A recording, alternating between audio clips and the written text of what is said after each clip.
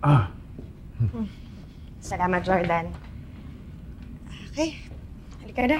Paalam ka na sa daddy mo, anak. Ingat kayo, anak, ha? Halika na, Jordan. Ha? Umuwi na tayo. Kape. Ah. Oh, Shaira. Jordan. Jeff. Tara, labas tayo. Oh, dito rin pala kayo. Jeff. Saktong-sakto. Huwag muna kayo alis. Bakit? Lalabas tayo dahil may good news ako. Tol, alam mo bang nanalo yung company natin sa bidding for a very prestigious international event?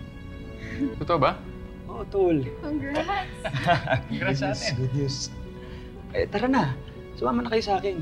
Lilibre ko kayo. Sige na, Christy. Nako, Jeff, sorry kasi masama pakiramdam ko today. Kailangan ko lang talagang ipahinga to. Oo nga, Jeff. Kami din. Pagod na kami. Kanina pa kami nandito. Tol, may event tayo bukas, diba? Dami kong kailangan ayusin. Kayo naman. Minsan lang ako mag-aya eh. Tanggihan niyo pa ako. Sige na, gusto ko lang naman i-share yung happiness ko. Achievement natin dalawa. Sige na, Shaira, Christy, Leon. Tara, Jordan. Tara na, sumama na kayo. Sandali lang to. Sige, Tol. Okay lang naman. Pala eh. Sige, kami na rin. Sama kami. Sige, tara. Kita tayo sa labas ha. Tara. Ano, Billy?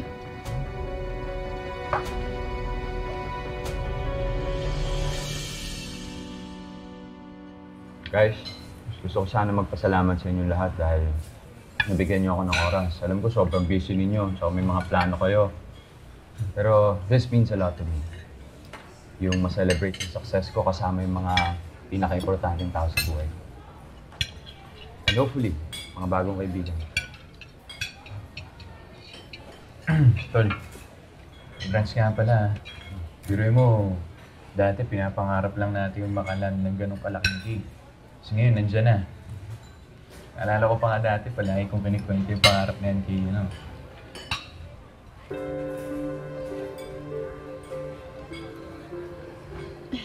Don't worry, Han. Pag kinasal na ulit tayo, magiging partner mo na ako sa pag-achieve mo ng mga dreams mo.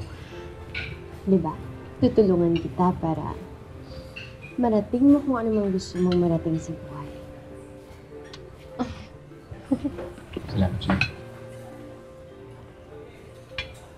Ako, simple lang yung pangarap ko. Gusto ko makapagsimula ng bagong buhay. Madami nagsasabi na wala na akong pag-asa, hindi ko magagawa yun. Buti nandiyan si Christy.